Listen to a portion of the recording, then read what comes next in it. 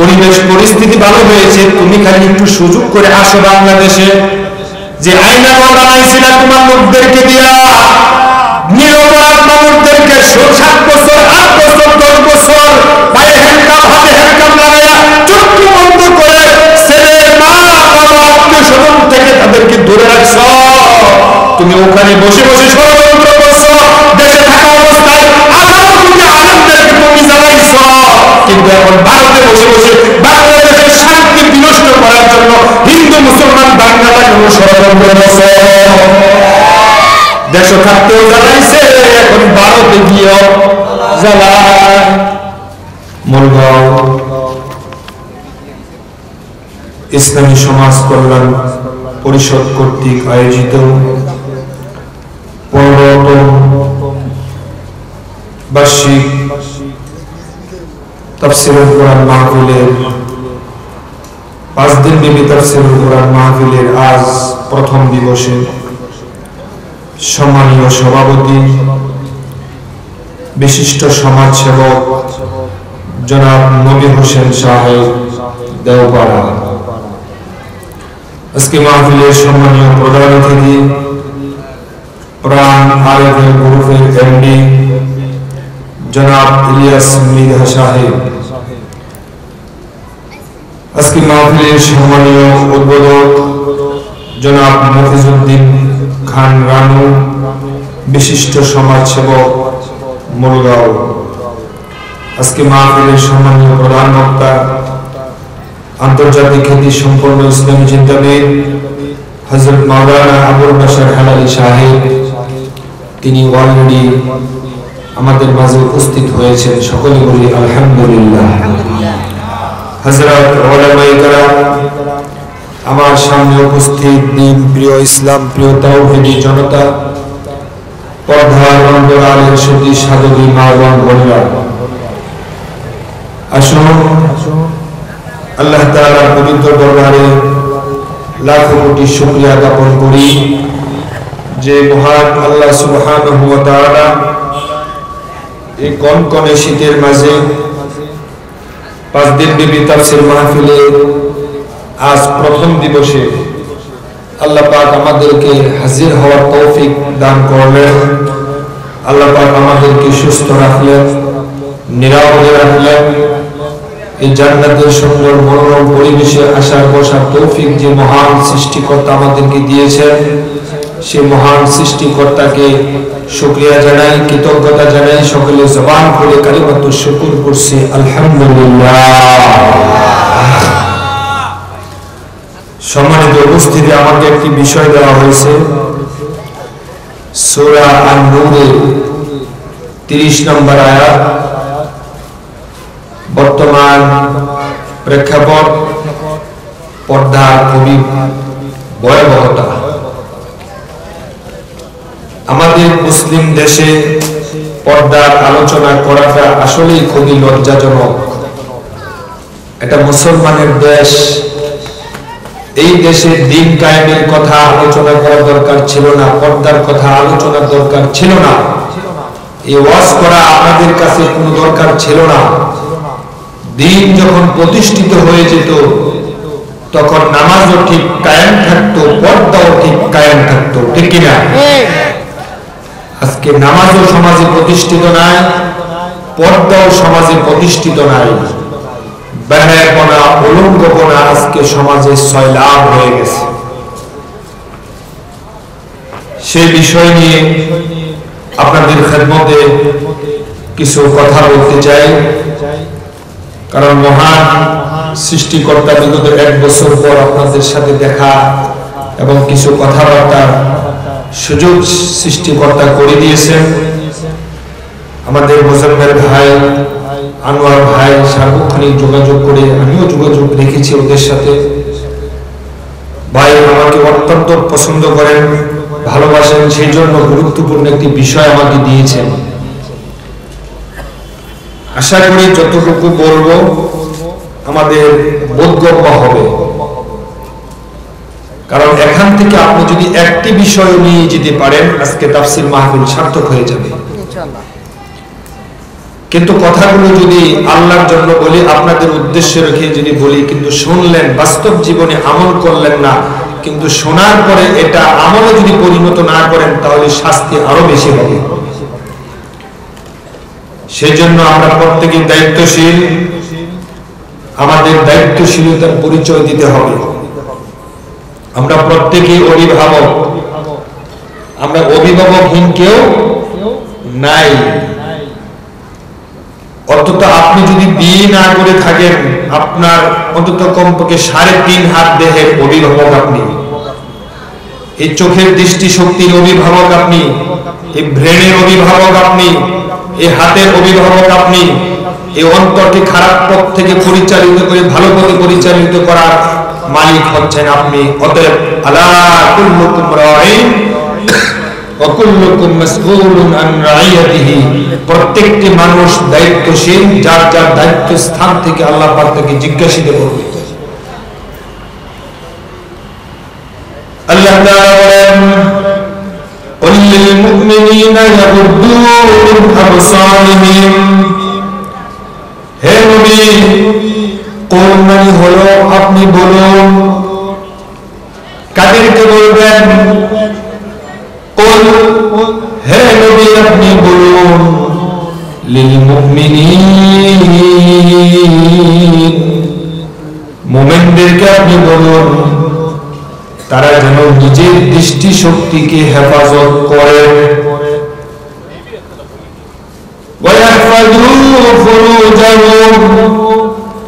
তারা যেন তাদের নিজেদের লজ্জাস্থানের হেফাজত করে,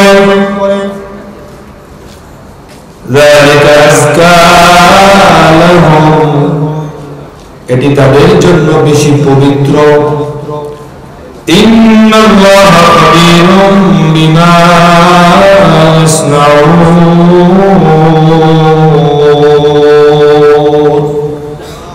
আল্লাহ সব বিষয়ে জানেন।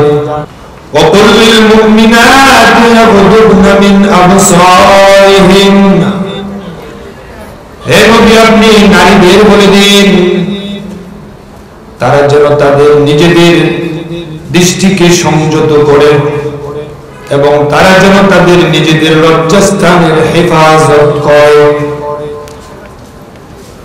কথাটা শুধু মুমিন পুরুষদেরকে বলা হয় নাই, সাথে নারীদেরকেও বলেছেন, কারণ নারী আর পুরুষ মিলে আল্লাহর এই দুনিয়া,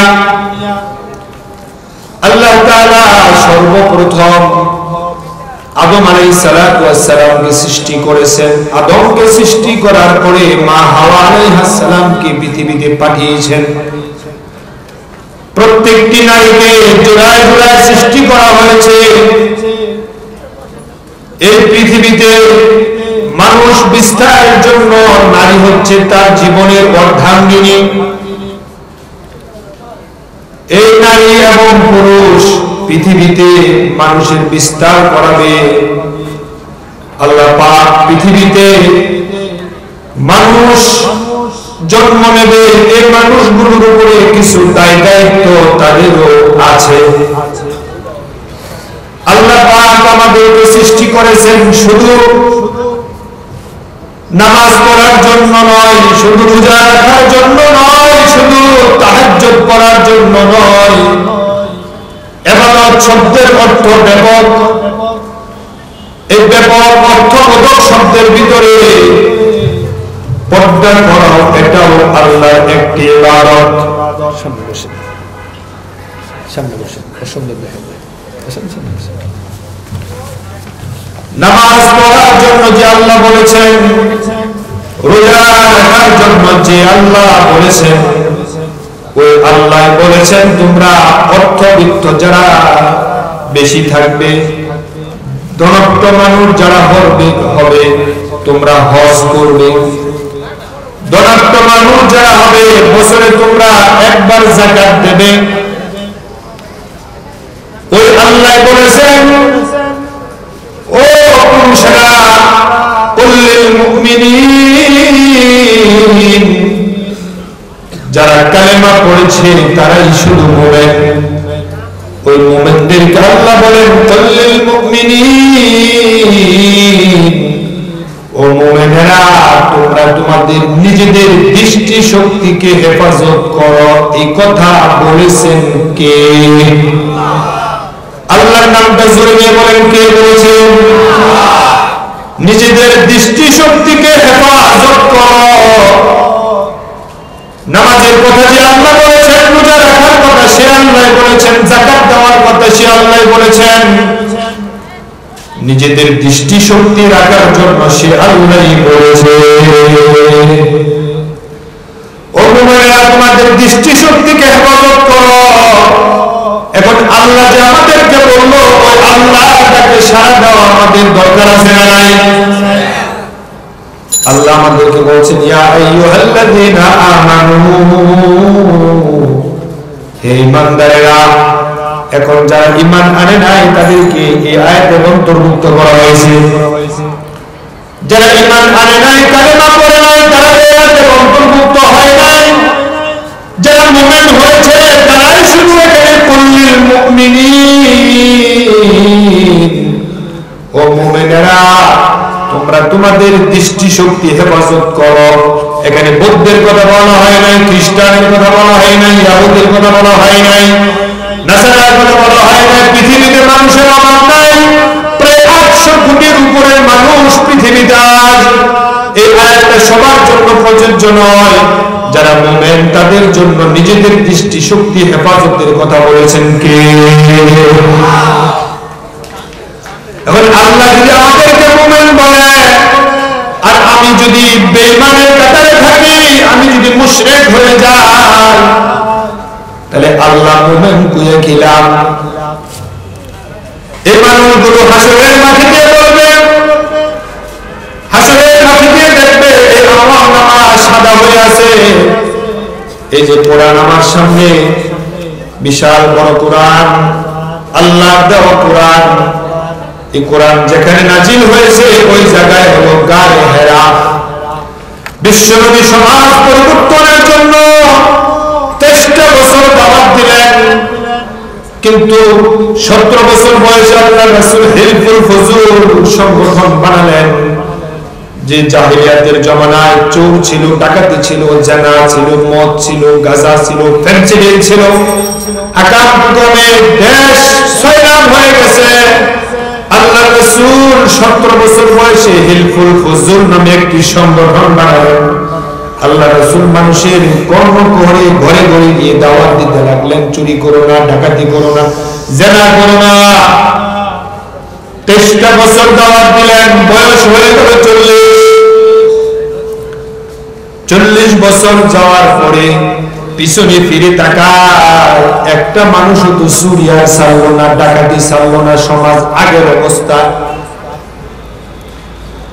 সমাজ পরিবর্তনের জন্য আল্লাহর হাবিব সাল্লাল্লাহু আলাইহি ওয়াসাল্লাম আল্লাহর ইশারা মোতাবেক মক্কা থেকে 3 মাইল দূর তিনি চলে গেলেন গায়ে হেরা।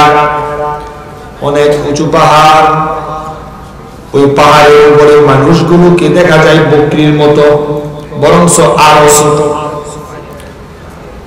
পাহাড়ি জনপদ। আল্লাহর হাবিব ওই গায়ে হেরায় গিয়ে সমাজ পরিবর্তনের জন্য তিনি চিন্তা করলেন, আমার বন্ধু, যেখানে কলহ, যেখানে আওয়াজ হয়, ওই জায়গায় বসে তো ধ্যান দেওয়া যায় না। নির্জন জায়গার প্রয়োজন, যেখানে কোলাহলমুক্ত পরিবেশ। তাই মক্কা থেকে প্রায় 3 মাইল দূর ওই গায়ে হেরায় আল্লাহর নবী চলে গেলেন। ওখানে গিয়ে ধ্যান ধরলেন, চিন্তা করলেন, গবেষণা করলেন। 23টা বছর দাওয়াত দিলাম, রেজাল্ট 0-0, কিন্তু মানুষ তো পরিবর্তন হচ্ছে না। এখন কি করে সমাজ পরিবর্তন করা যায়? আল্লাহর হাবিব ওখানে বসে ধ্যান ধরলেন। আজকাল বাংলাদেশে আমরাও ধ্যান করি, মাগরিবের নামাজের পরে মসজিদে বসে থেকে আওয়াজ করে কয়েকবার সুবহানাল্লাহ আলহামদুলিল্লাহ বলে আমরাও ধ্যান ধরি। কেমনে ঘরে ঘোরানো যায়, কেমনে বাইরে ঘোরানো যায়, কেমনে সমাজের পেছ লাগানো যায়, আমরাও ধ্যান ধরি। রাসূলের ধ্যান আর আমার আপনার ধ্যান মিলছে কিনা? রাসূলের ধ্যান হলো সমাজ পরিবর্তন, আর আমার ধ্যান হলো সমাজে কেমনে পেছ লাগানো যায়। আপনারা রাসূলের উম্মত, বেশি দিতে হবে, কারণ আপনার এই কাপড়ে যদি ময়লা লাগে, এই ময়লাকে উদ্ঘাটন করার জন্য আপনার মেয়েকে যদি বলেন মানে আমি নামাজে যাব, এই ময়লাটা তুই তুলে দে। এখন মা ওয়াশরুমে গিয়ে এখন সাবান নামে যদি বসে, কিন্তু 5 মিনিট 10 মিনিট চলে গেল, মারে জিজ্ঞেস করলেন কিরে মা ময়লা কি উঠছে নাকি? বললেন বাবা ময়লা তো ওঠে না। আপনার মেয়ে আধা ঘন্টা 1 ঘন্টা সময় পার করে ফেললো, ময়লা তো উঠে না। আপনি যদি জ্ঞানবান মানুষ হন তাহলে মেয়েকে বলা উচিত মারে বিকল্প চিন্তা কর, সাবান দেওয়ার পরে যদি ময়লা না উঠে তাহলে লেবুর রস দেওয়া দরকার। কিন্তু গোষ্ঠে বসলে বেশিক্ষণ গোষ্ঠে তো জামা ছিঁড়ে যাবে, কিন্তু রেজাল্ট তো হবে জিরো, ময়লা তো আর উঠবে না। ও আমার ভাই, হয় লেবুর রস দেন, নচেত আপনি এখানে ব্লিচিং পাউডার দেন, হয়তো ময়লা উঠতে পারে, অথবা বিকল্প কোনো ব্যবস্থা করা দরকার। কিন্তু শুধু গোষ্ঠেছেন আর ময়লা উঠে না, তাহলে আমি বলবো আপনি একজন বেকুব। শুধু সাবান দিয়ে কাজ না হলে এখানে লেবুর রস দেন, ব্লিচিং পাউডার দেন, ময়লা উঠে যাবে। আপনি 10 বছর 20 বছর সমাজ পরিবর্তনের জন্য কাজ করলেন, কথা বললেন, দাওয়াত দিলেন, কিন্তু মানুষ পরিবর্তন হচ্ছে না। এখন কিভাবে সমাজ পরিবর্তন করা যায়, এখন নতুন করে গবেষণা করা দরকার। স্বাধীনতার আগ থেকে দেশের মাঝে তাবলীগের কাজ চলছে, আলেম ওলামারা কথা বলছে।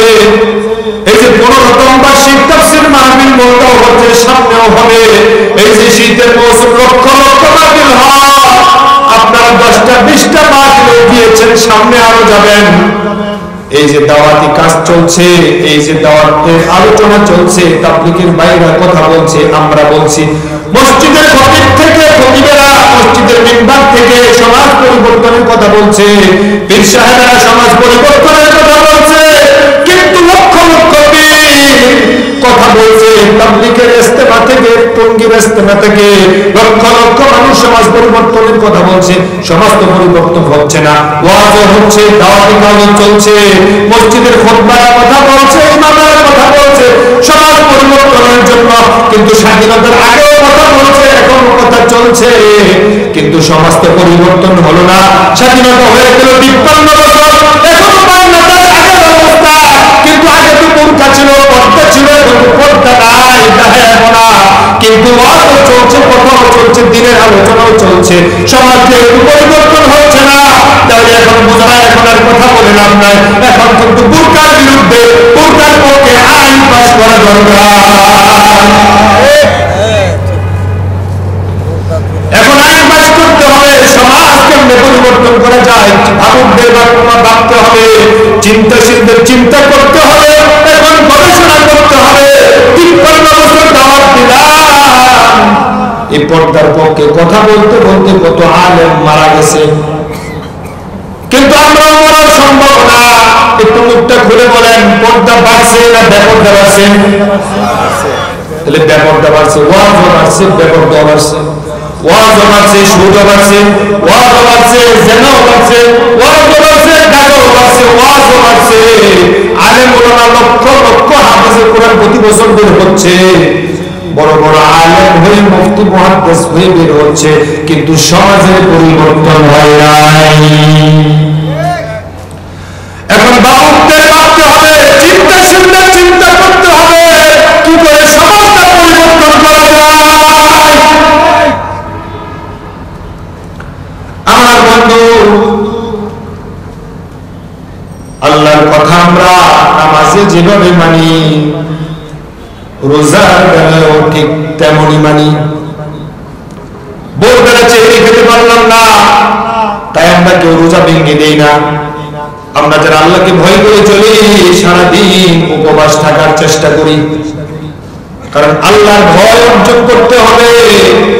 কারণ আমরা সারাদিন খাই না, উপবাস থাকি, তাই একবেলা দুবেলা না খাইলে আমাদের জীবন চলে যাবে না। 21 মাসের শীতের দিনে আমরা ঠান্ডা পানি দিয়ে ওযু করে আমরা মসজিদে যাই আল্লাহর সন্তুষ্টি অর্জনের জন্য। আল্লাহর সন্তুষ্টি অর্জনের জন্য লক্ষ লক্ষ টাকা খরচ করে আমরা মক্কা শরীফ যাই। আমরা বন্ধু আমরা হজে যাই আল্লাহকে খুশি করার জন্য, নিজের সম্পদকে পবিত্র করার জন্য আমরা লক্ষ লক্ষ টাকা আমরা যাকাত দেই। আমার বন্ধু এই কথাগুলো আল্লাহ মানলেন, সে আল্লাহ বলছেন ইয়াকুদ্দু মিন আবসারিহিম, ও মুমিনেরা তোমাদের দৃষ্টি শক্তিকে হেফাজত করো, ওয়া ইয়াহফাযু ফুরুজাহুম, তোমাদের লজ্জাস্থানের হেফাজত করো। লজ্জাস্থানের হেফাজতের কথা আল্লাহ বলেছে। আমার আল্লাহ ভালো করে জানে এই মানুষগুলোর পরনে পোশাক আর থাকবে না। আল্লাহর বিধান লঙ্ঘন করার কারণে আদম আলাইহিস সালাতু ওয়াস সালামের কাপড় পরনে ছিল না, খুলে গেছিল। কথা হয় না? আমার আল্লাহ বলছে আদম এই জান্নাতের নাজ নাম অর্জন করবে, কিন্তু ওয়ালা তাকরাবা হাদিহিস শাজারা, সব জায়গায় যেতে পারবে, সব খাবার খেতে পারবে, কিন্তু এই গাছের কাছেও কিন্তু যেও না। আল্লাহর নির্দেশ লঙ্ঘন করার কারণে বাবা আদম আলাইহিস সালাতু ওয়াস সালামের কাপড় পরনে ছিল না, খুলে গেছিল। আমার বন্ধু আল্লাহর বিধান লঙ্ঘন করার কারণে আমার বাবা আদম বুঝেছে কাপড় পরনে থাকে না। আল্লাহর বিধানগুলো লঙ্ঘন করলে আল্লাহর বান্দা আদমের সন্তানেরা যদি আল্লাহর বিধান পদে পদে লঙ্ঘন করে, ওই বান্দাদের ওই সন্তানদের ঈমান থাকে কেমনে? বাপের পরনের কাপড় যদি খুলে যায়, আল্লাহর শাস্তির মুখাপেক্ষী যদি হওয়া লাগে, তাহলে সন্তানেরা যদি আল্লাহর বিধানের বাহিরে চলে যায়, ওই বান্দাদের নতুন করে তওবা করে মুসলমান হওয়া লাগবে। কারণ আমার বাবা আদম তওবা করেছে, বলেছে রব্বানা যালামনা আনফুসানা ওয়া ইন লাম তাগফির লানা ওয়া তারহামনা লানাকুনান্না মিনাল খাসিরিন। রব্বানা যালামনা আনফুসানা, ওয়া আমার আল্লাহ আমি আমার নফসের উপরে আমি জুলুম করেছি, আপনি যদি আমাকে ক্ষমা না করেন। শেষ অংশে আল্লাহ বলেন ওয়াতারহামনা, আপনি যদি আমাকে রহম না করেন, শুধু ক্ষমা করলেই হবে না, আপনি আমাকে পুনরায় আমাকে রহমতের কুলে উঠাইয়া নেওয়া লাগবে। ক্ষমা তো করবেন, আবার আমাকে রহমতের কুলে উঠাইয়া নেবেন। সুবহানাল্লাহ। এতদিন পর্যন্ত আপনারা কত অন্যায় করেছেন, অপরাধ করেছেন, কিন্তু আজকে থেকে আল্লাহর বিধানের লঙ্ঘন বাইরে যাওয়া যাবে না। যত অন্যায় করেছেন কান ধরে তওবা করেন। ও আমার আল্লাহ, বাবা আদম অন্যায় করেছে একটা, সাথে সাথে পরনের কাপড় করে গেছে, অথচ আমি তার সন্তান হিসেবে শত শত আইন অমান্য করে চলেছি। ও আল্লাহ, কান ধরে তওবা করলাম, আগে সুযোগ ছিল না, এখন সুযোগ পেয়েছি, এখন তওবা করলাম, আজকের পর থেকে তোমার বিধানের বাইরে আর চলবো না। কান ধরে তওবা করে সামনে আগান, দেখবেন আল্লাহ অতীত জীবনের সব গুনাহ ক্ষমা করে দেবেন। আমার বন্ধু আল্লাহ কামুল হাকিমিন, তিনি ক্ষমাকে তিনি ভালোবাসেন। আল্লাহর হাবিব সাল্লাল্লাহু আলাইহি ওয়াসাল্লাম এত বছর দাওয়াত দেওয়ার পরে সমাজ যেহেতু পরিবর্তন হয় নাই, তাহলে আমরাও 53 বছর এই দেশে দাওয়াত দিয়েছি। স্বাধীনতার সময় দেশে মানুষের সংখ্যা ছিল 7.5 কোটি, এখন মানুষ আগের তুলনায় বাড়ছে না কমছে? এখন মানুষের সংখ্যা প্রায় 18 কোটি প্লাস। আগে যদি থাকতো মানুষের সংখ্যা 6 কোটি, এখন প্রায় 16 থেকে 17 কোটি। মাত্র 10% হলো হিন্দু, বৌদ্ধ, খ্রিস্টান। ওদেরকে শুধু আমরা ইসলামের সৌন্দর্যটা তাদের সামনে উপস্থাপন করব, দেখবেন ওই হিন্দু অমুসলিমেরও ইসলামের সুশীতল ছায়ায় প্রবেশ করে ইসলাম গ্রহণ করবে।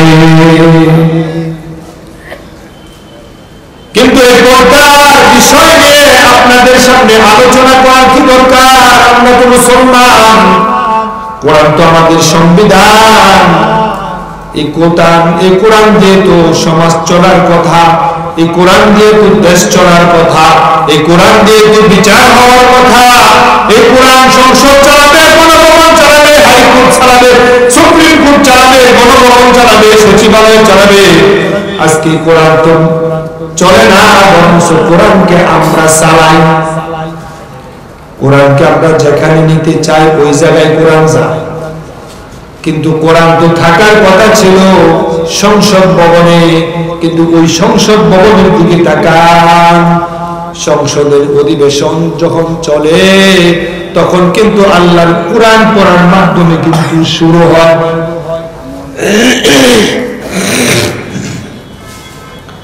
কিন্তু কোরআন পড়ার সময় মানে, কিন্তু কোরআনের আইন মানে না। আমার বন্ধু, এই কোরআনের আইন মানা আমাদের জন্য নফল না ফরজ? নামাজ পড়ার জন্য যে কথা বলছেন, এই কোরআনটাকে জীবনের পাথেয় হিসাবে, সংবিধান হিসাবে মেনে চলার জন্য ওই আল্লাহ তো বলেছে। এখন এই কোরআনের কিছু যদি আপনি মানেন, আর কিছু যদি বাদ দেন, সুবিধা হলে মানবেন, অসুবিধা হলে বাদ দেবেন, এই চিন্তা তো আজকে আমাদের অনেকের। আল্লাহ আপনার সম্পর্কে পবিত্র কোরআনে বলেন, ইয়াকুলুনা নুমিনু বিবা'দিন ওয়া নাকফুরু বিবা'দ ইউরিদুনা আন ইয়াত্তাখিযু বাইনা যালিকা সাবিলা। মনে চাইলে কোরআনের বিধান কিছু মানবে, মনে চাইলে কোরআনের বিধান বাদ দেবে। এই যদি হয় তোমার চিন্তা, আমার আল্লাহ আকাশ থেকে ফতোয়া দিয়েছে, উলাইকা হুমুল কাফিরুনা হাক্কান। সে হলো মুমিন না, সে মুনাফিক না, সে হলো অরিজিনাল কাফের। তাহলে এই ফতোয়া আমার না আল্লাহ? আওয়াজ করে বলেন, ফতোয়া আমার না আল্লাহ? আল্লাহ যদি আপনাকে বলে আপনি কাফের, তাহলে আপনাকে আমি মুমিন করে দিলাম। শয়তান আল্লাহর একটা হুকুম লঙ্ঘন করার কারণে এই শয়তান কাফের হয়ে গেছে। তাহলে শয়তান আল্লাহর একটা হুকুম লঙ্ঘন করার কারণে যদি শয়তান কাফের হয়ে যায়, তাহলে আপনি তো আজকে 5 ওয়াক্ত নামাজের মধ্যে 3 ওয়াক্ত পড়েন নাই, হয়তো 5 ওয়াক্তের 1 ওয়াক্ত পড়ে নাই, এমন মানুষ আছে না? সারাদিনে একটা সত্য কথাও বলে নাই, অথচ আমার আল্লাহ বলছে ওয়াকুলু কাওলান সাদীদা। ও ঈমানদারেরা, তোমরা সব সময় সত্য কথা বলবে, কিন্তু সারাদিনে একটা সত্য কথাও বলেন নাই, যাই কিছু বলেছেন সব মিথ্যা কথা। অন্যায়ের পথে চলছেন, খারাপের পথে, দিনের পথে চলেন নাই, খারাপকে আশ্রয় দিয়েছেন, প্রশ্রয় দিয়েছেন, খারাপকে প্রমোট করেছেন, কিন্তু আপনি এতগুলো আইন লঙ্ঘন করলে আপনি মুমিন থাকেন কেমনে?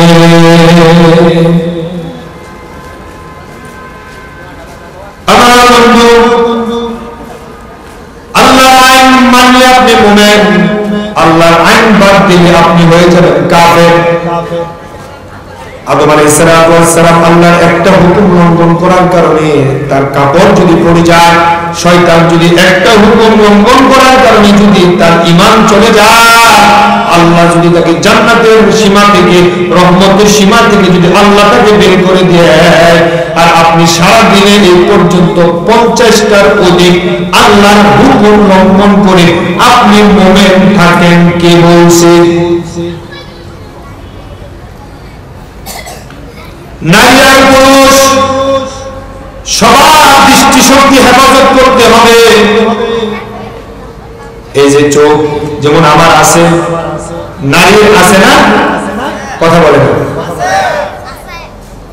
নারীর যেমন চোখ আছে, আমার ঠিক তেমনই চোখ আছে। আমার দৃষ্টি শক্তি হেফাজত করতে হবে, এই কথা বলছেন আল্লাহ। কুল লিল মুমিনিনা ইয়াগুদ্দু মিন আবসারিহিম, ও মুমিনেরা তোমাদের দৃষ্টি শক্তি হেফাজত করো। তারপরে আল্লাহ বলেন ওয়া কুল লিল মুমিনাতি ইয়াগুদ্দুনা মিন আবসারিহিন্না, ও নারীরা তোমরাও তোমাদের দৃষ্টি শক্তি হেফাজত করো। ও পুরুষেরা তোমরা তোমাদের লজ্জাস্থানের হেফাজত করো। ও মুমিন মহিলা তোমরাও তোমাদের লজ্জাস্থানের হেফাজত করো।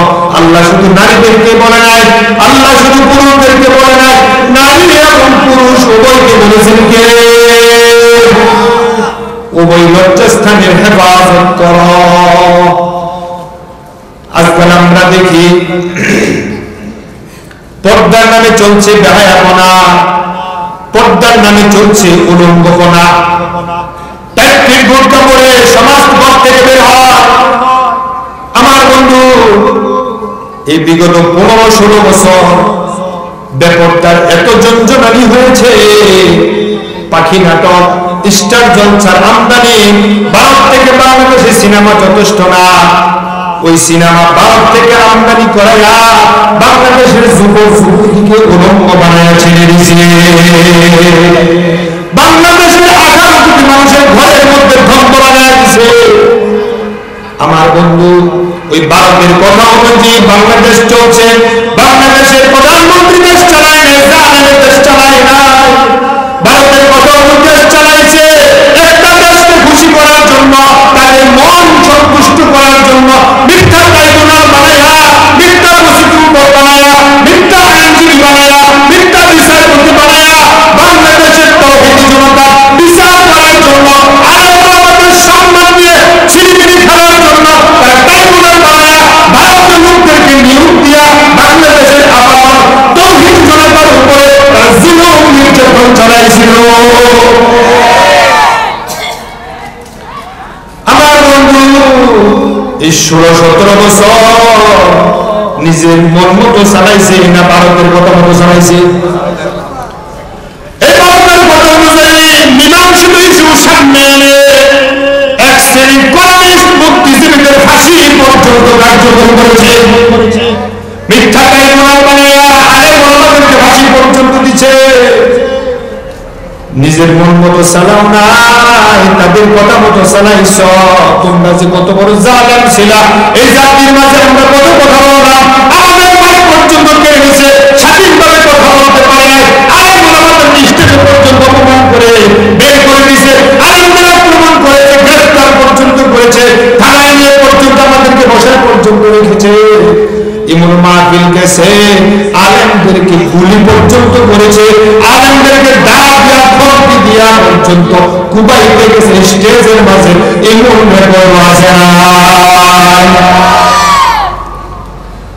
আমার বন্ধু, তুমি টার্গেট করেছিলা 1941 সাল, কিন্তু আল্লাহ কয় আমি রশি ডিল দিয়েছিলাম।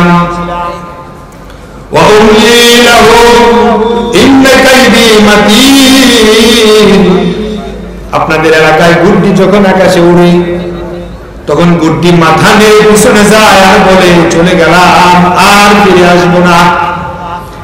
কিন্তু বাচ্চা বলে নাটাই যেহেতু আমার হাতে, তুমি যখনই যাও না কেন, সময় যখন হবে তোমাকে দপাস করে মাটির মাঝে পড়তেই হবে। আমার আল্লাহ বলেন ইন্না বাদশা রাব্বিকা লাশাদীদ, আমি আল্লাহ গাড়িতে বসে আছি, তুমি যা করো সব আমি আল্লাহ দেখি, কিন্তু সময় যখন হবে এমন ভাবে টান দেব, সকাল বেলায় মিটিং করে বলে আমি যে কোনো মূল্যে ক্ষমতা চাই। কইছে না? সকাল বেলায় মিটিং করে বলছে যে কোনো মূল্যে আমি ক্ষমতা চাই। ক্ষমতা থাকা আমার বড় দরকার, কারণ ক্ষমতা এমন এক জিনিস, এখানে একবার বসলে এই গদি ছাড়তে চায় না। আমার বন্ধু, এই ক্ষমতা যখন আপনি বসবেন, কিন্তু ক্ষমতার অপব্যবহার করা উচিত নয়। এবার মুখটা খুলে বলেন, এই 16-17 বছর ক্ষমতার অপব্যবহার চলছে না নিজের ক্ষমতা অনুযায়ী কাজ করেছে? ক্ষমতা চলছে, আমার আল্লাহ সহ্য করেছে। এই দেশের আলেমদেরকে কারাগারে নিয়ে পর্যন্ত উলঙ্গ করে নারীদের সাথে পর্যন্ত ছবি তুলতে বাধ্য করেছে, আলেমদেরকে না খাওয়া রেখেছে, হেলকা পড়ায় ডান্ডা বেড়ে পড়াইয়া, যে ডান্ডা বেড়ে সুর ডাকাতের করার কথা ছিল, কিন্তু ওই ডান্ডা বেড়ে আলেমদের হাতে নিয়ে পর্যন্ত লাগাইছে। নিজের বউরে দিয়া দর্শনের মামলা পর্যন্ত করাইছে।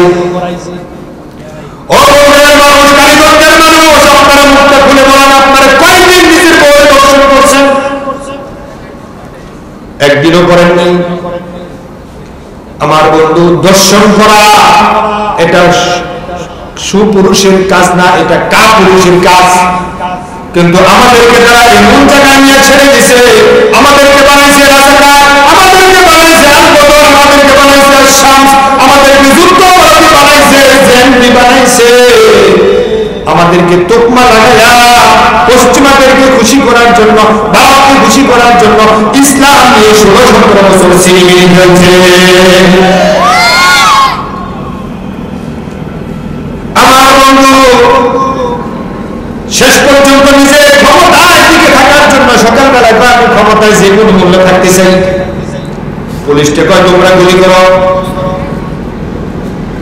আইজিবির কয়, সেনাবাহিনীকে লক্ষ্য করে বলে তারা যদি পারে তাহলে আপনি পারবেন না কেন? আমার বন্ধু, র্যাব আছে, পুলিশ আছে, বিজিবি আছে, একবারে পিউন থেকে শুরু করে, একজন পিউন থেকে শুরু করে একবার তো জালেমের চেয়ার পর্যন্ত এই 16-17 বছর এত সুন্দর করে সাজাইছে, মনে হয় ডানে বামে সামনে পিছনে সব আমার লোক। কিন্তু তোমার লোকের কাছে তো তুমি 2 দিন সময় চেয়েছিলা, কিন্তু তোমার লোকে বলে ম্যাডাম 45 মিনিট সময়, এর বেশি দেওয়া যাবে না, ঠিক না? নিজের লোকের সময় দেয় 45 মিনিট। এই ছাত্র জনতার আন্দোলন রূপ নিয়েছিল 11 দফা, কিন্তু 11 দফার মাঝে সর্বশেষ আসছে আস্তে আস্তে কয় দফা? মুখটা খুলে আওয়াজ করে বলেন, কয় দফা? তাহলে 1 দফা কি ছিল? সরকারের পদত্যাগ। কিন্তু সরকার দেশ ছেড়ে পালায়া যাও, এটা কেউ বলছি আমরা? কোন আলেম বলে নাই, কোন কলামিস্ট, কোন সাংবাদিক, কোন বুদ্ধিজীবী বলে নাই, বাংলাদেশের 18 কোটি মানুষ বলে নাই। কিন্তু পলাইল কেন? কিন্তু এই 16-17 বছর এমন অন্যায় করেছে, এমন অপরাধ করেছে, এই দেশের মানুষকে চেহারা আর দেখানো যাবে না। 1971 সালে এই জালেমেরা পলাইছে ভারতে, 1975 সালে পলাইছে ভারতে, 2024 সালে পলাইছে তারা কোথায়? এই ভারতে পলাইছে। তারা বাবা হত্যার প্রতিশোধ নিতে আসছে। এই 16-17 বছর তারা আমাদেরকে চালায় নাই, এই দেশকে তারা শোষণ করতে আসছিল, বাবা হত্যার বিচার করতে আসছিল। এই বাবা হত্যার বিচার করতে গিয়ে আমাদেরকে পর্যন্ত টুকমা লাগাইয়া বিনা অপরাধে আলেমদেরকে পর্যন্ত জেলখানায় নিয়ে ছেড়ে দিছে। শেষ পর্যন্ত এক কাপড়ে বিদায়।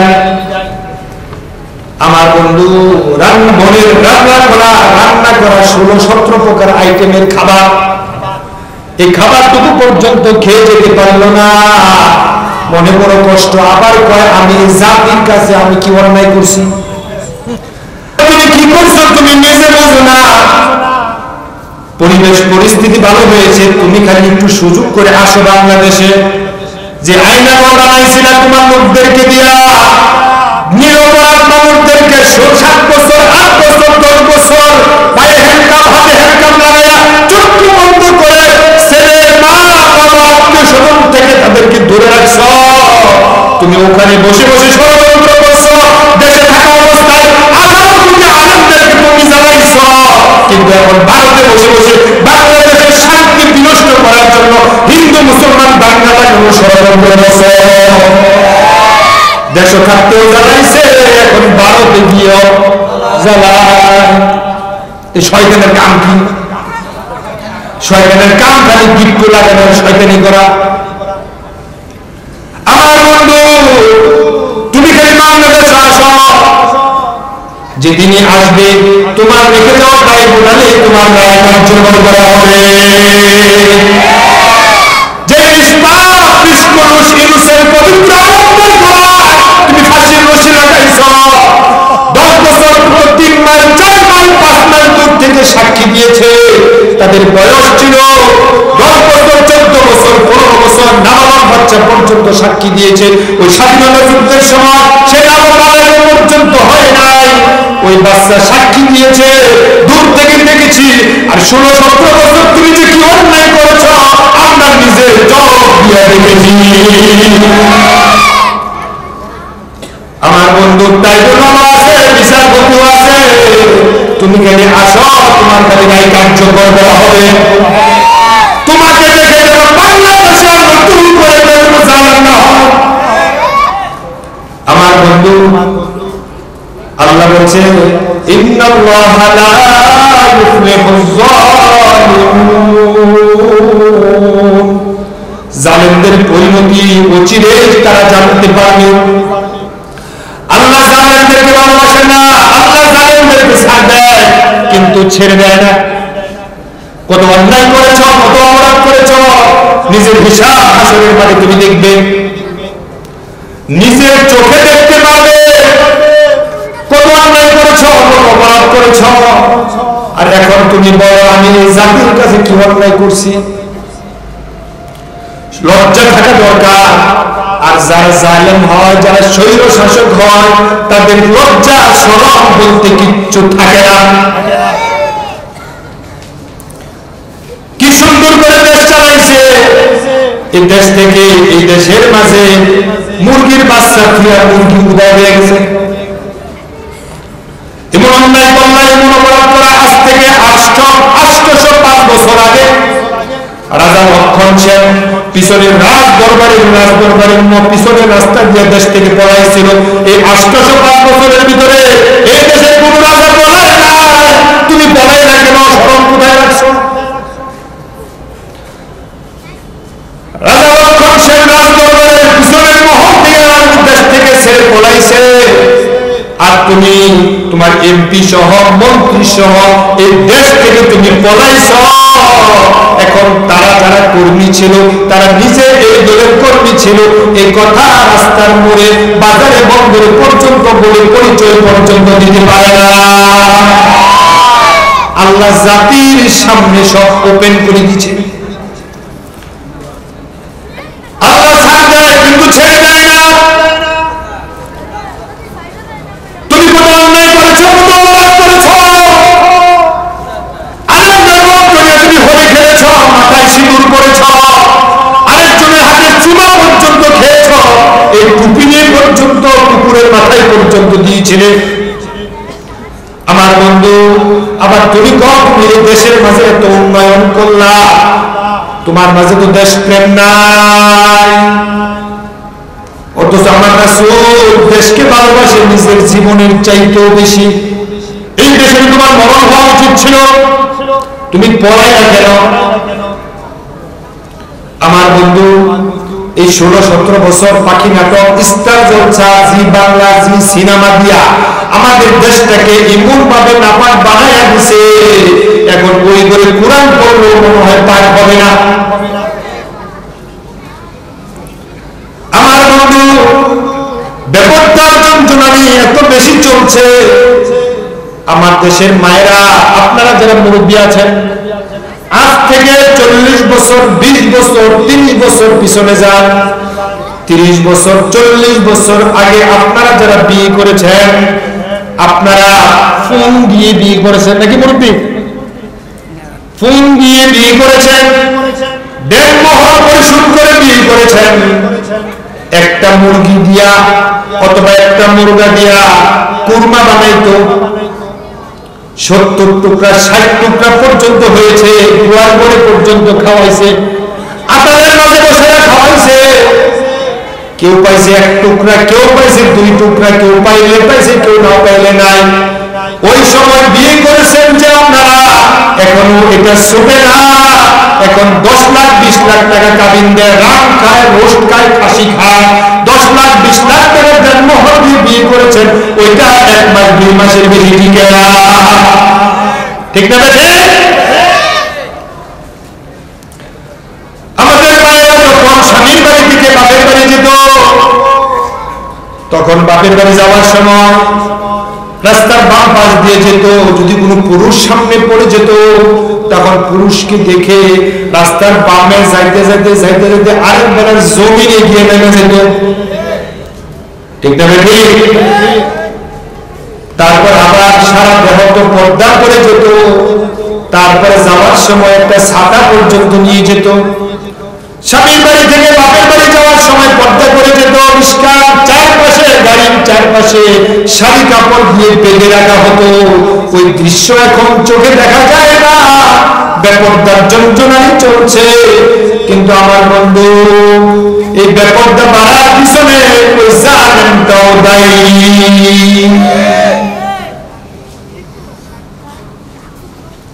আমার বন্ধু, আমাদের মায়েদের পেট থেকে আগে এই পেটটা হেফাজত করত, এই নারী থেকে সামনের যে পিছনে সামনের যে কয়েক ইঞ্চি জায়গা, 8 থেকে 12 ইঞ্চি জায়গা, এই জায়গাটা বড় দামি জায়গা।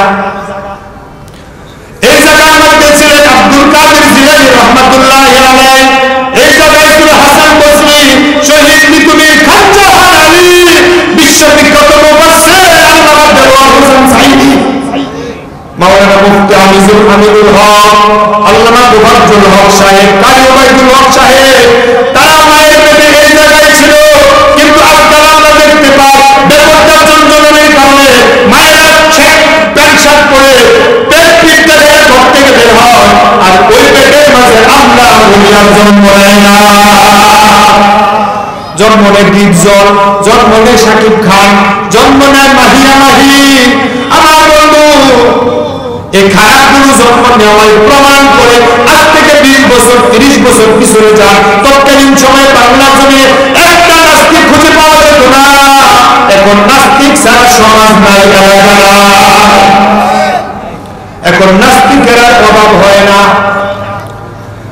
আল্লাহ রাসূল বলেন, আন্নাজু সাহুন মাসমুমুন মিন সিহামি ইবলিস, শয়তানের তীর হলো বিষ মিশানো তীরের চেয়েও বেশি জঘন্য।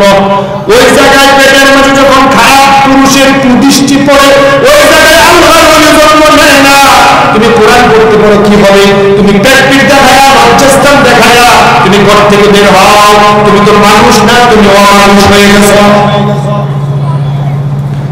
এই জন্য চোখের হেফাজত করতে হবে, পর্দার পক্ষে কথা বলার দরকার করতে হবে, কিন্তু পর্দা পড়ানোর জন্য আইন করা দরকার। আমার বন্ধু, রাসূলুল্লাহ সাল্লাল্লাহু আলাইহি ওয়াসাল্লামের জমানায় পারস্যের অধিপতিকে বলা হতো কিসরা। পারস্যের অধিপতির নাম ছিল কিসরা। ওই সময় খসরু পারভেজ যখন মারা গেল, তখন তার ছেলেকে তার স্থলাভিষিক্ত বানানো হলো। খসরু পারভেজ মারা যাওয়ার পরে তার ছেলে দায়িত্ব নিল, ছেলেও মারা গেল। তারপরে তার মেয়েকে রাষ্ট্রপ্রধান বানানোর উদ্যোগ নিল। আল্লাহ নবীর কাছে খবর গেল, মেসেজ গেল যে পুরুষের দায়িত্বগুলো এখন নারীর উপর যাচ্ছে। আমার রাসূল বলেন, সহিহ বুখারীর হাদিস, লা ইউফলিহা কওমুন ওয়াল্লাহু আমরান ইমরাআতান, যে দেশে যে এলাকার লোকেরা, জনপদের লোকেরা পুরুষের দায়িত্ব নারীর উপর অর্পণ করে, ওই দেশে আল্লাহর রহমত থাকে না। এখন মুখটা ঘুরে বলেন, এই পর্যন্ত যারা দেশ চালাইছে পুরুষে চালাইছে কয়েকজন? সবাই তো চালাইছে নারী। নারী চালাইছে না? নারী একটু দেশ চালাইছে। এই দেশে রহমত আসবে কি করে? আকাশ থেকে তো গজব পড়ার কথা। কারণ এই দেশে হয় পুরুষ নাই, এই জন্য দেশ চালায়। আর পুরুষ থাকলে নারী চালাইবে কেন? আল্লাহ নবী, আল্লাহর আস্থাভাজন ব্যক্তি, আস্থাভাজন প্রিয় মানুষ, এবং তিনি নবী হযরত মূসা আলাইহিস সালাতু ওয়াস সালাম। তিনি খুব মেজাজি মানুষ ছিলেন। তিনি তিনার সামনে যদি কেউ অন্যায় করতো তিনি ছেড়ে দিত না, মিথ্যা বললে সাথে সাথে বিচার, অন্যায় করলে ছাড় নাই। আল্লাহ দীর্ঘ সময় ওনার সাথে কথা বলেছেন। একদিন দেখতে পাচ্ছেন মূসা আলাইহিস সালাম দুই ব্যক্তি তারা তর্ক বিতর্ক করছে, ঝগড়া করতেছে। পাশ দিয়ে মূসা নবী যাচ্ছে, জিজ্ঞেস করলেন তোমরা কেন তর্ক করছো, কেন বিতর্ক করছো? তর্ক বিতর্ক মীমাংসা করতে গিয়া একজনকে একটা থাপ্পড় মারছে। ওই থাপ্পড় মারার পরে সাথে সাথে ওই ব্যক্তি মরে গেছে। মরে যাওয়ার পরে যখন খবর ফেরাউনের কানে চলে গেল, ফেরাউন তাকে রাষ্ট্রদ্রোহ মামলা দেওয়ার জন্য, তাকে মৃত্যুদণ্ড দণ্ডিত করার জন্য ওই মূসা আলাইহিস সালামকে খুঁজে বেড়াচ্ছে, রাষ্ট্রের লোকেরা খুঁজে বেড়াচ্ছে। আর যিনি মারা গেছে তিনি ছিলেন ফেরাউনের একজন কিপ্তি সরকার দলের লোক। থাপ্পড় দিছে তো মারার জন্য নয়, মরে যাওয়ার জন্য নয়। আল্লাহর কাছে কয় আল্লাহ আমি যে থাপ্পড় দিছি মারার জন্য না, মরে যাওয়ার জন্য না, এখন মইরা গেলে এখন আমি কি করতাম? মূসা নবী যখন রাগ করত টুপি ছিদ্র হইয়া চুলগুলো খারাপ হয়ে উড়ে যেত। সুবহানাল্লাহ। আজরাইল আলাইহিস সালাম মূসা নবীর কাছে আসছে, আসার পরে যখন সালাম দেয় নাই, সালাম না দেওয়ার কারণে মূসা নবী এমন ভাবে থাপ্পড় মারছে আজরাইলের একটা চোখ পর্যন্ত কানা হয়ে গেছে। আল্লাহু আকবার। আমার বন্ধু তিনি খুব মেজাজি মানুষ ছিলেন, গরম মানুষ ছিলেন। ওই মূসা নবী, আল্লাহ বলছে মূসা রে তুমি দেশ ছেড়ে চলে যাও।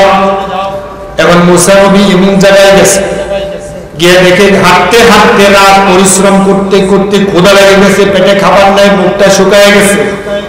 এই অবস্থায় সামনে গিয়ে দেখে একটা কুয়া, গর্ত আছে, গর্ত থেকে দু তিনজন মেয়ে দাঁড়ানো আছে।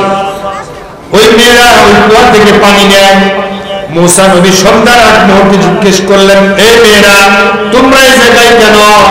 বলছে আমরা তো এখান থেকে পানি নিতে আসছি, আমাদের বাড়িতে কোনো পুরুষ মানুষ নাই, তবে আমার বাবা আছে বড় মানুষ, তিনি এখানে আসার মতো সক্ষমতা রাখে না, তাই আমরা প্রতিদিনের না আমাদের বাড়িতে গরু বাছর, উট ছাগল ভেড়া বকরি আছে, তাদেরকে পানি খাওয়ানোর জন্য আমরা এখান থেকে পানি নেই, আমরা প্রায় দিন আসি।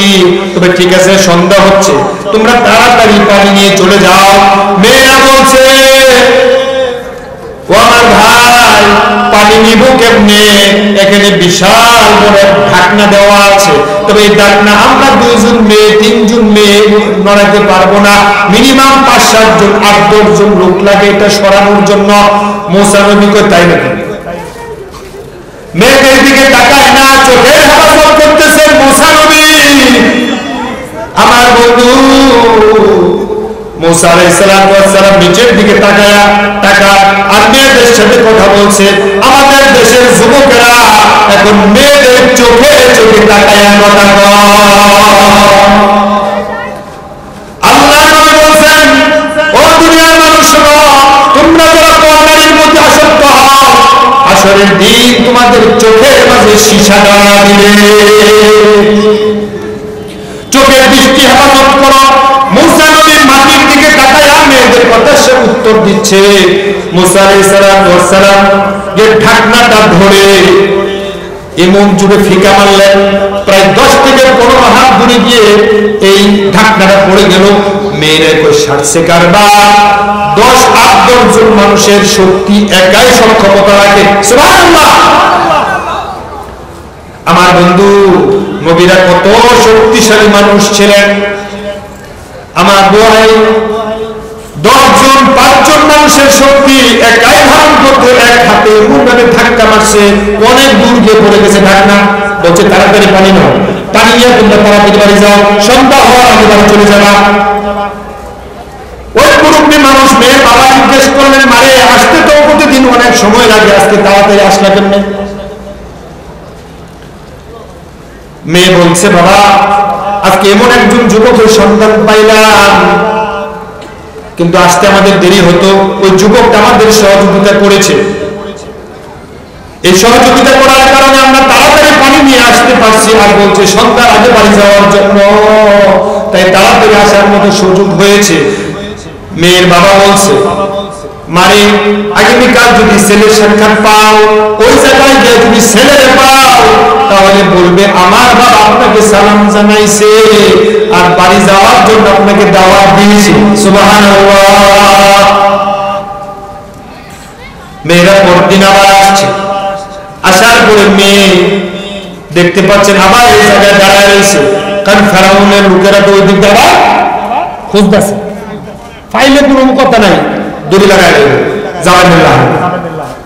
জালেমে লাগাইছে না, বিনা অপরাধে বিনা অন্যায়ে মন্ত্রিত্ব পাওয়ার পরেও তারা এক পয়সা দুর্নীতি করে না, এই 20 মানুষ মানুষদের ফাঁসির দড়ি লাগাইছে। মুসা নবীর অন্যায় নাই, থাপ্পড় মেরেছে, মরে যাওয়ার জন্য নয়, কিন্তু সরকারের লোক থাকার কারণে মুসা এলার্ট জারি করছে, ফেরাউন এলার্ট জারি করছে, মুসারে যেই জায়গায় পাবে ওখান থেকে ধরে রাখবে, তার ফাঁসি কার্যকর করা হবে। তাহলে ফেরাউন যে জালেমগিরি করেছে, যে অন্যায় করেছে, যে অপরাধ করেছে, 16-17 বছর আমরা দেখে ফেলেছি, ওই জালেম ফেরাউনের সাথে মিলে গেছে। ইব্রাহিম নবীর সাথে ওই নমরুদ যে আচরণ করেছে, আলেম ওলামার সাথে বাংলাদেশের এই পলায়নকারী জালেম ঠিক ওই আচরণটাই করেছে। বিশ্বনবী মুহাম্মদ রাসূলুল্লাহ সাল্লাল্লাহু আলাইহি ওয়াসাল্লামের আত্মীয় স্বজন মক্কার মুশরিকরা সহ সবাই ওনার প্রতি যে আচরণ করেছে, বাংলাদেশ আমরা দেখে ফেলেছি। ওই জালেমের উত্তরসূরিরা নবীর ওয়ালিদেরকে আমাদের সাথে সেই আচরণটাই করেছে। জালেমদের, অতীতের জালেমদের সাথেও বর্তমান জালেমদের মিল আছে না নাই? ওরাও জালেম, এরাও জালেম। ওদের কথা এই সময় যদি কুরআন নাযিল হতো, বর্তমান স্বৈরশাসকের কথাও এই কুরআনে থাকতো। তবে ইতিহাসে থাকবে। ইতিহাস তো মিথ্যা বানানোর কথা নয়, ইতিহাস রচনা হয় আর কয়েক বছর পরে রচনা হবে ইনশাআল্লাহ। আমার বন্ধু ওই মেয়েরা পরদিন এসে মুসা নবীকে আবার এই জায়গায় পেয়ে বলছেন, আমার বাবা আপনাকে সালাম দিয়েছে আর বলছে বাড়ি যাওয়ার জন্য। তো মুসা নবী কয়, এখন আমি যাবো কেমনে, বাড়ি তো আর চিনি না, যেহেতু অন্যায় একটা করে আসছি, আর জানেন যেহেতু আমার বিশ্রাইতেছে, তবে এখানে যদি একটু বসার জায়গা পাইছি, যদি কিন্তু যাওয়ার জায়গা পাই তাহলে খাবারও খাইতে পারবো। মুসা নবী বললেন, ঠিক আছে, তবে আমি যাবো কেমনে? তোমরা আমার ঠিকানা দিয়ে যাও, আমি আস্তে আস্তে তোমাদের ঠিকানা অনুযায়ী চলে যাব।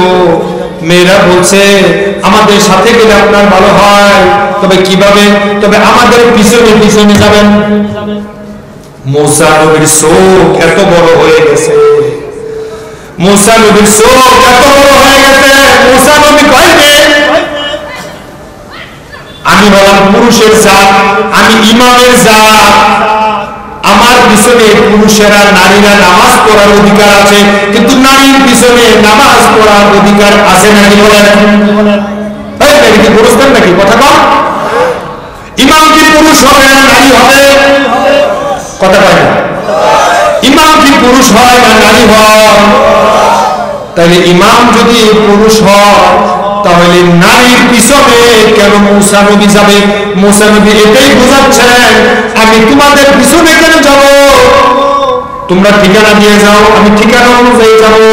মুসা নবী চোখ বড় করে কয়, না না না, তোমাদের পিছনে যাবো কেন? তোরা মুসলিম যাও, আমরা ইমামের যাও। মেয়ে কয়, তাহলে আপনি আগে যান। ঠিক আছে, তোমরা আমার পিছনে আসো। ডান দিক গেলে বলবা ডান দিক, বামে গেলে বলবা বামে, সোজা যেতে হলে বলবা সোজা যান, পিছনে ব্যাক করতে হলে বলবেন পিছনে আসেন। আবার আমরা পিছনে যাব। আবার এবার প্রশ্ন করেন, মুসা নবী পিছনে না মেয়েরা পিছনে? মুসা নবী কোথায়? ইমামরা থাকে সামনে, আমরা ইমাম, আমরা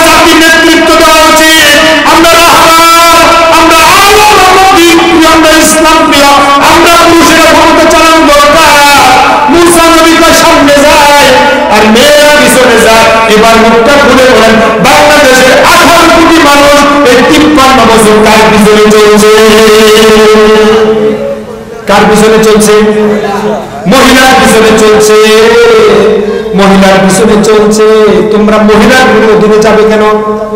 তোমরা মহিলার পিছনে পিছনে চলবে কেন?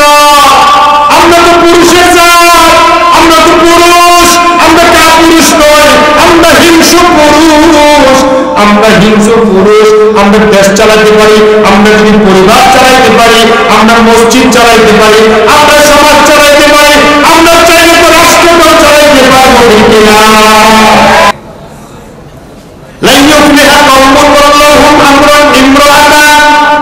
যে দেশের দায়িত্ব নারীর উপর অর্পণ করে দেয় ওই দেশে আল্লাহর রহমত থাকে না।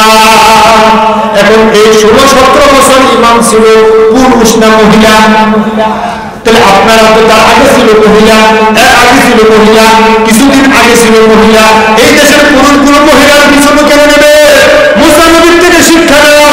মুসা নবী দেখতে পাচ্ছে, মুসা নবী থেকে মেয়েরা শিক্ষা নিয়েছে। এই মুসা নবীর বিশাল শক্তি, এক হাত দিয়ে দুর্গকে ঢাকনাকে অনেক দূরে ফেলাই দিছে। দ্বিতীয় আরেকটা বিষয়, এই মুসা আমাদের চোখে চোখে তাকাইয়া কথা কয় না, নিচের দিকে তাকাইয়া কথা বলে। তাহলে মুসাকে পাওয়া গেল চরিত্রহীন একজন পুরুষ এবং কর্মঠ শক্তিশালী একজন পুরুষ। আমাদের দুইটা গুণ থাকা উচিত। আমরা শক্তিশালী হব, আমরা কর্মঠ হব, পাশাপাশি আমরা সততা, ন্যায়পরায়ণতা, ইমানদারির পরিচয় দেব। দেখবে নারী তোমার পিছনে ঘুরবে। আজকাল দেখো তোমরা বিয়ে করতে যাও, প্রত্যেকটা নারী বিভিন্ন দিকে টিচিং এর শিকার হয়ে যাচ্ছে।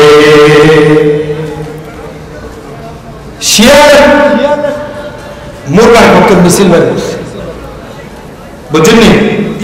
শিয়ালের মিছিল বের করছে। কি মিছিল বের করছে? শিয়ালে বলতেছে যে আমরা তো দিনে রাতে সারাক্ষণ যখনই সুযোগ পাই আমরা দিনে রাত্রে চলাফেরা করি। ও মুরগারা, তোমরা এই সারাদিন সারা দিন সারা রাত তোমরা আতারের ভিতরে থাকো কেন? আমাদের মধ্যে ঘুরবা আছে। আমরা দিনে রাত্রে যেমন ঘোরাঘুরি করি, তোমরাও আমাদের মতো ঘোরাঘুরি করো। মুরগা ঠিক হইতো। তাহলে এখন আমরাও তো তাদের মতো ঘোরা উচিত। যেই নাকি মুরগার এই শিয়ালের মতো ঘর থেকে বের হয়ে আসলো, শিয়াল কয় এবার ডগ হইছে, এবার বিচার করতে পারবো। যে নাকি মুরগা ঘর থেকে বের হয়ে আসছে, শিয়াল কয় ঠিক আছে, শিয়াল সামনে যা আর টক করে কিনা খায়। একদিন, 2 দিন, 3 দিন খাওয়ার পরে মুরগি বলতেছে ভিতরে ছিলাম তো ভালোই ছিলাম, এখন তো জীবনটাই থাকে না। পরে দিনে গেলে নিজের ইজ্জতটাও থাকে না। ও আমার মায়েরা, ও আমার বোনেরা, সুন্দর একটু উদাহরণ দিয়ে বুঝাইলাম। এই অসভ্য জাতি, অসভ্য যুবকেরা তোমাদেরকে ঘর থেকে বের করতে চায়, বের করে করে তোমাদেরকে দর্শন করে ছেড়ে দিতে চায়, তোমাদেরকে বিয়ে করতে চায় না। এই অসভ্য যুবকদের কথা তোমরা ঘর থেকে বের হয়ে ওরা। আমার আল্লাহ বলছে ওয়াকানা ফি বুয়ুতিকুন্না ওয়ালা তাবাররুজনা তাবাররুজাল জাহিলিয়াতিল উলা। ও মেয়েরা, তোমরা বেপরদা হয়ে ঘর থেকে বের হয়েও না, জাহিলিয়াতের জামানার মতো মেয়েদের মতো ঘর থেকে বের হয়েও না। শালীন পোশাক পরে পর্দা করে ঘর থেকে বের হও। আজকাল বাজারগুলোতে পর্যন্ত গেলে এখন মেয়েদের যন্ত্রণায় হাঁটা যায় না। এই যে আপনাদের বাজার, এখানে এটার নাম দিচ্ছে নাকি বউ বাজার, ঠিক না? ঠিক না? পুরুষ হচ্ছে মাত্র 1 গুণ, মহিলা হয় প্রায় 5 গুণ। এগুলা মনে হয় আকাশ থেকে নাজিল হয়। আমার মনে হয় মহিলা বাড়ি থাকে, পুরুষগুলো বাজারে যায়। এত মহিলা বাজারে বন্ধুরে যাওয়ার তো কথা ছিল না। সবগুলো পুরুষ কি দুনিয়া থেকে বিদায় হয়ে গেছে নাকি?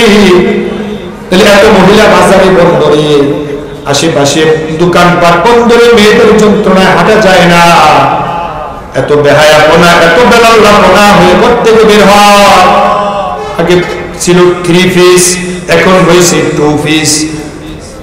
টি শার্ট পরে প্যান্ট শার্ট পরে মেয়েরা ঘর থেকে বের হয়, পুরুষ না মেয়ে চিনার কোনো সুযোগটা নাই। আমার বন্ধু, পুরুষেরা পর্যন্ত আজকে কান বিন্দা, মেয়েরাও আজকে সিগারেট খায়। আমার বন্ধু, তোমাদের লজ্জা থাকা উচিত, তোমরা দায়িত্বশীল, তুমি তো দায়ুস। আল্লাহ নবী প্রশ্ন করলেন, সাহাবায়ে কেরামের মধ্যে থেকে প্রশ্ন করলেন, দায়ুস কারা? আল্লাহ নবী ব্যাখ্যা করে বলেন, স্বামী থাকা অবস্থায় যে নারী বেপরদা করে ওই পুরুষ হলো দায়ুস। স্ত্রী বেপরদা করলে স্বামী দায়ুস। বাবার অধীনে যদি থাকো তাহলে বাবার দিকে মুতাসিলা না দেয়। মেয়ে যদি বেপরদা হয়ে ঘর থেকে বের হয়, কলেজে যায়, স্কুলে যায়, তাহলে বাবা দায়ুস। হাসরের মাঠে আপনি বলবেন, আমি তো কোনো গুনাহ করি নাই, আমি তো নামাজ পড়ছি, তাহাজ্জুদ পড়ছি, নফল রোজা রাখছি, নফল কামও আমি করছি, কিন্তু আমার আমলনামায় এত কবিরা গুনাহ কেন? মেয়ে বলবে, আমার বাবা আমারে বোরকা সিলায়া দেয় নাই, জুমার দিন শুক্রবার দিন হলে আমার স্বামী আমাকে মোটরসাইকেলের পিছনে উঠাইয়া আমাকে লিপস্টিক লাগাইয়া গোরাশাল বাজার দিয়া মোটরসাইকেল দিয়া নিচে আর আনছে। হাজার হাজার পুরুষ লুলুক দৃষ্টিতে আমার দিকে তাকাইছে, আমার একাই হয়ে গেছে 1000 কবিরা গুনাহ। স্ত্রী বলবে, আমার 1000 কবিরা গুনাহ হয়ে গেছে, আর 1000 যুবকদের 1000 কবিরা গুনাহ হয়েছে, প্রত্যেকটা যুবকের আগে পড়ছে একটা করে কবিরা গুনাহ, আর মহিলার আমলনামায় হয়ে গেছে 1000 কবিরা গুনাহ। বলবে না, জাআলহুমা তাহতা কদামিনা লিয়াকুনা মিনাল আসফালিন। ربنا آتهم ضعفين من العذاب والعنهم لعنا كبيرا। আমার বাবারে আজকে দ্বিগুণ আযাব দাও। স্ত্রী বলবে, আমার স্বামীর দ্বিগুণ আযাব দাও। তাহলে আপনার স্ত্রী দুনিয়ায় থাকা অবস্থায় আপনার মামলার আসামি আপনার বানায় দিছে, আপনার মেয়ে দুনিয়ায় থাকা অবস্থায় আপনাকে জাহান্নামের আসামি বানায় ছেড়ে দিয়েছে।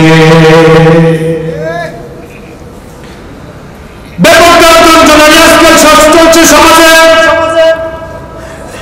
এই ব্যাপারটা বন্ধ করতে হয়, কোরআনের আইন দরকার। আমার বন্ধু, বেশি দিন লাগবে না, অল্প সময় লাগবে। এই ব্যাপারটা বন্ধ করতে গেলে আমাদের ট্রাফিক পুলিশেরা এতদিন পর্যন্ত জাম ছুটাইছে, পু পু করে আওয়াজ করছে। এখন সরকার আগে ঘোষণা করুক, কোন মেয়ে বেপরদা হয়ে অশালীন কাপড় পরে ঘর থেকে বের হতে পারবে না। এই নির্দেশ আগে ফরমান জারি করো, তারপরে বলো, যদি কোনো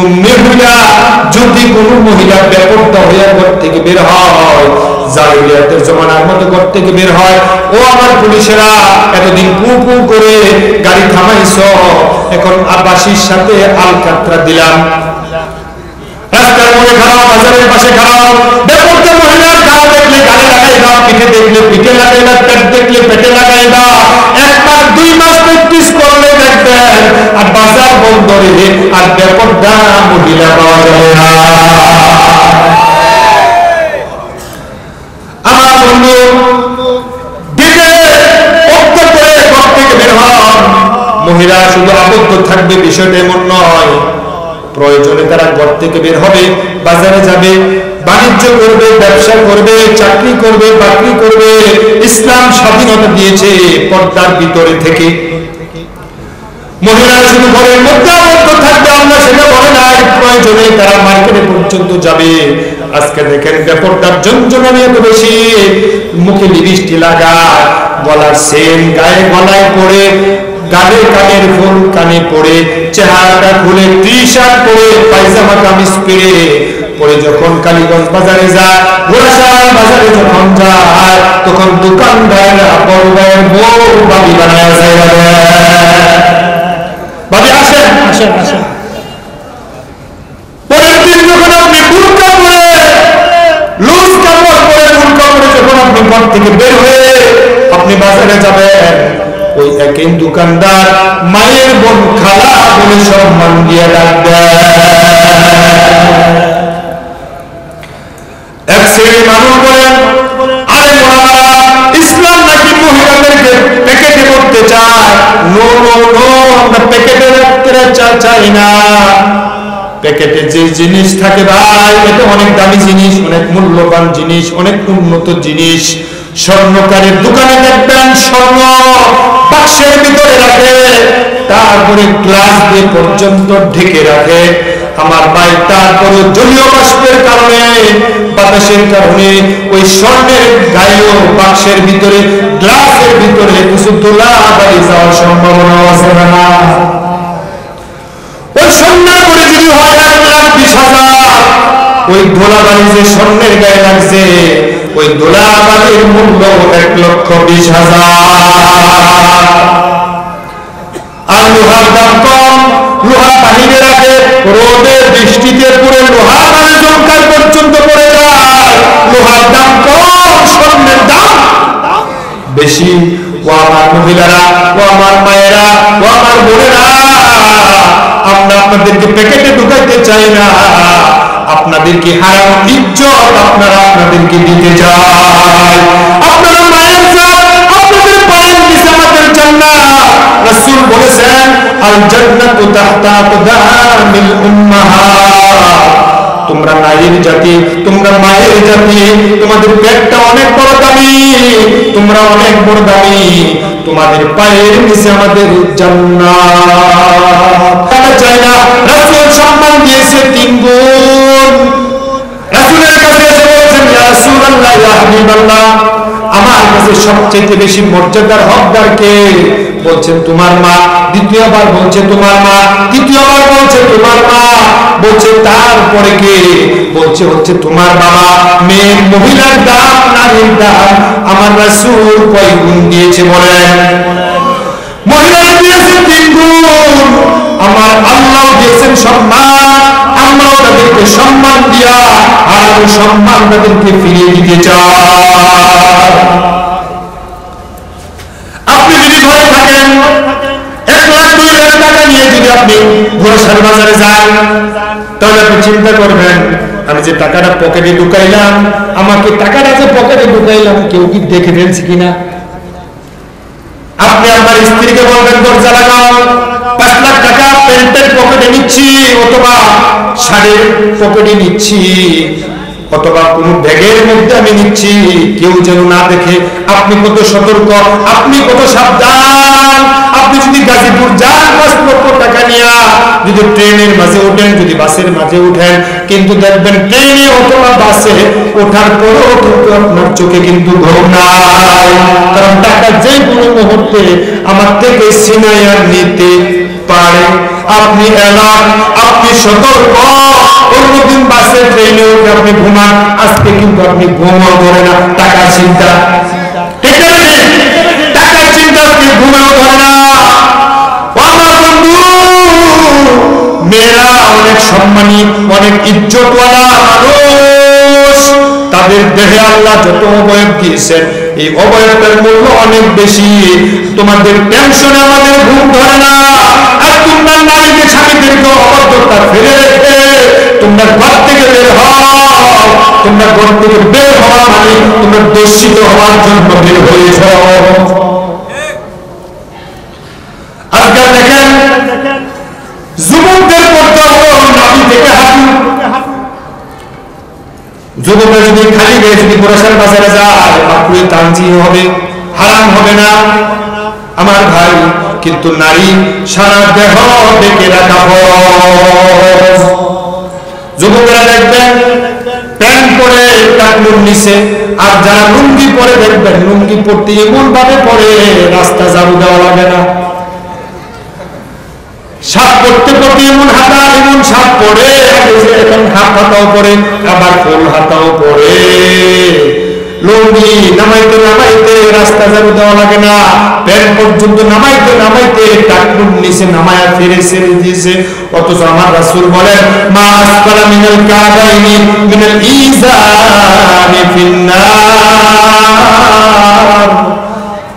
টাকনুর নিচে যারা কাপড় পরবে ওই জায়গাটা যাবে জাহান্নামে, নাউজুবিল্লাহ। তাহলে পুরুষে কাপড় পরতে পরতে টাকনু গিরা পর্যন্ত নামায় দিছে, তারপরে প্যান্ট পরে, তারপরে শার্ট পরে, তারপরে আবার দেখবেন এইভাবে সুন্দর করে একটা বাঁধে, এটার নাম কি ট্রাই, অনেকটা দেখতে কুত্তার জিব্বার মতো।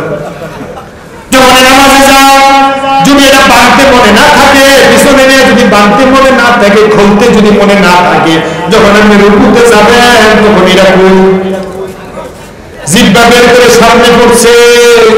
আমার বন্ধু আপনার রুচি পড়েন, আমার আপত্তি নাই, এটা ভালো জিনিস পড়েন, তবে নামাজের সময় খুলে ফেলায় ভালো। তাহলে পুরুষ টাকনুর নিচে কাপড় পরছে, প্যান্ট পরছে, যদিও নাজায়েজ তারপরও পরছে। আর এই শীতের দিনে আমাদের মা বোনেরা বেপরদা হয়ে পেট পিঠ দেখাইয়া মাথাটা পর্যন্ত উলঙ্গ করে তারপরে বাজারে যায়। আমার বন্ধু এই যে বেহায়া, এই যে বেপরদা বেহায়া করা বন্ধ করতে গেলে কোরআনের আইন লাগবে। রাষ্ট্রীয়ভাবে যদি ফরমান জারি করে দেন, আজকে দেখেন যুবকে যদি কোন মেয়ের দিকে যদি লোলক দৃষ্টিতে তাকা, তাহলে যুবকের 3 মাসের জেল দেয়। যুবকের চোখ টিপছিল, যুবকের জেল। কিন্তু যুবক চোখ টিপ দেওয়ার কারণে যুবককে জেল দেয়, তাহলে যে মহিলা কাপড় চোপড় খুলে অর্ধ উলঙ্গ হয়ে ওই ছেলের সামনে আকর্ষণীয় করে তুললো, ওই মহিলার জেল কয়দিন হলো? অন্যায় হলে তো এই যে আমি তালি দিলাম বাজে নাই, 2 হাতে তালি দিছে বাজছে কিনা? 1 হাতে তো তালি বাজে না।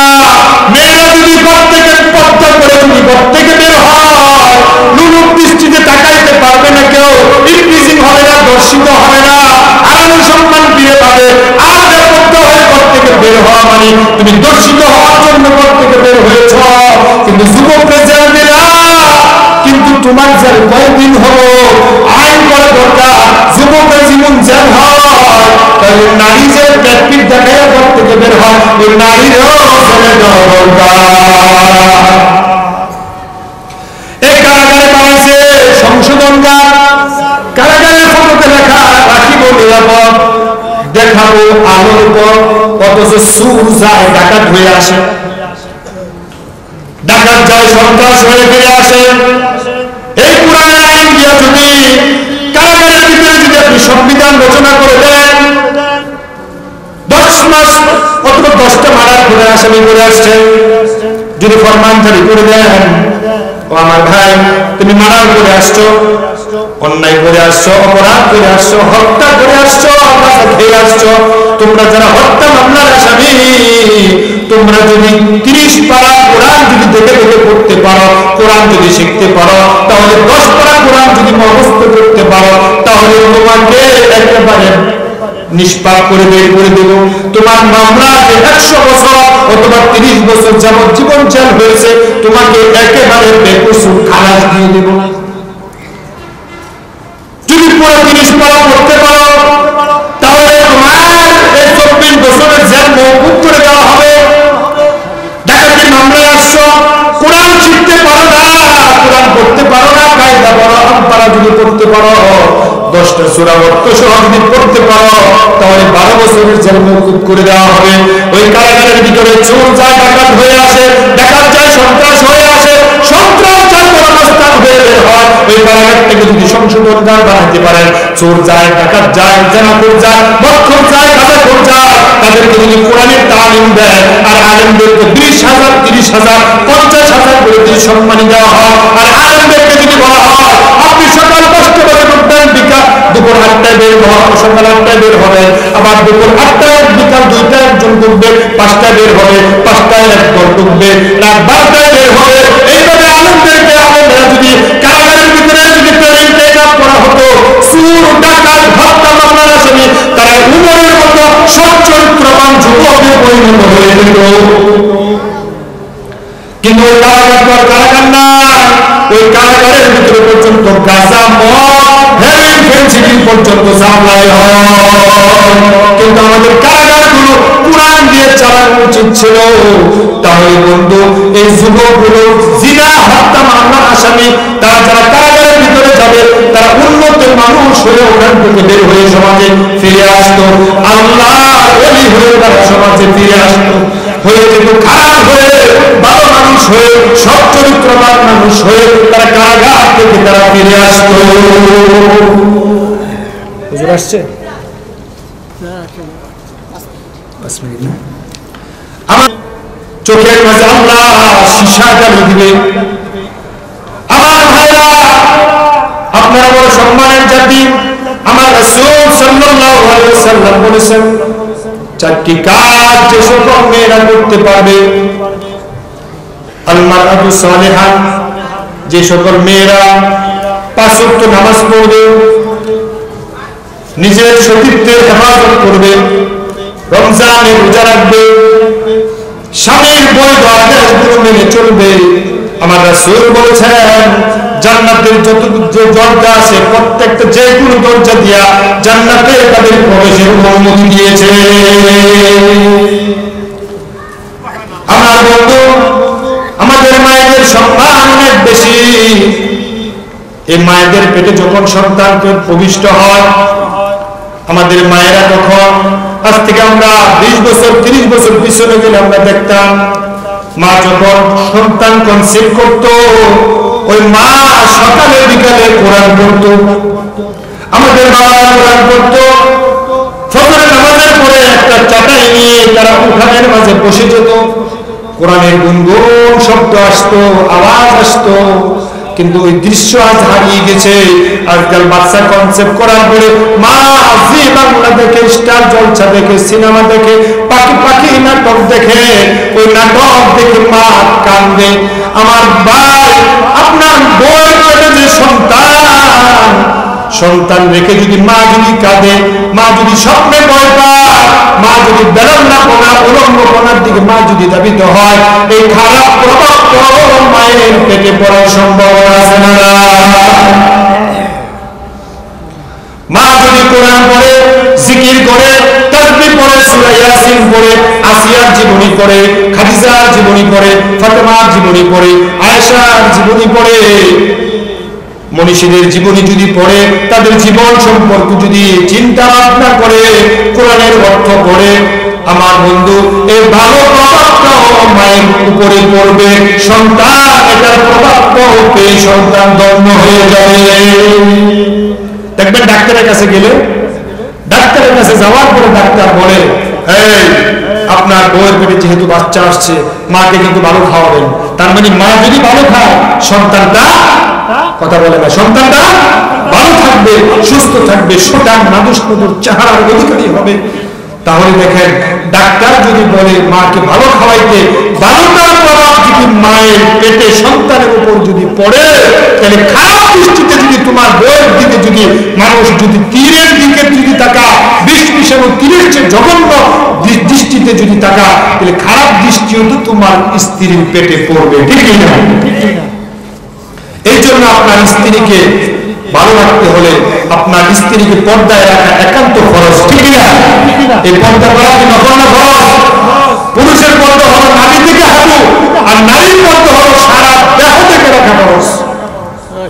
এই শীতের দিনে প্র্যাকটিক দেখায় উলঙ্গপনা হয়ে আপনার মেয়েদের বুড়াশাল বাজারে যাচ্ছে, ব্যাপারটা হচ্ছে আপনি ভাই হিসেবে দায়ুস, বাবা হিসেবে আপনি দায়ুস। এই দায়ুসের কপালে কিন্তু জান্নাত নাই, দায়ুসের কপালে জান্নাত নাই, দায়ুসের কপালে আছে কি? জাহান্নাম। আপনি নিজে জাহান্নামী। ও আমার বন্ধু, এই জাহান্নাম থেকে বাঁচতে হলে, এই জাহান্নাম থেকে বাঁচতে হলে জান্নাতের সুশীতল ছায়ায় যেমন বসেছেন, আপনি মানুষ, আপনি মুমিন, এখানে কোনো জালেম আসে নাই, এখানে কোনো কাফের আসে নাই, এখানে কোনো হিন্দু আসে নাই।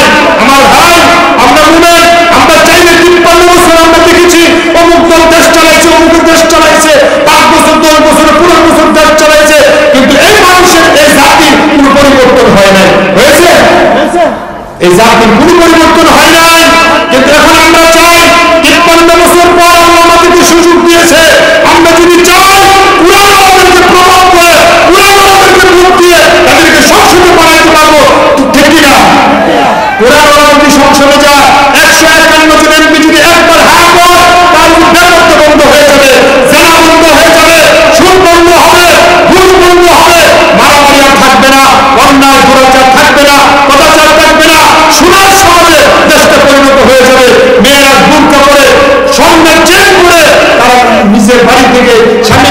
বাপের বাড়ি বেড়াতে পারবে, আসতে পারবে, কোনো বলিদান লাগবে না।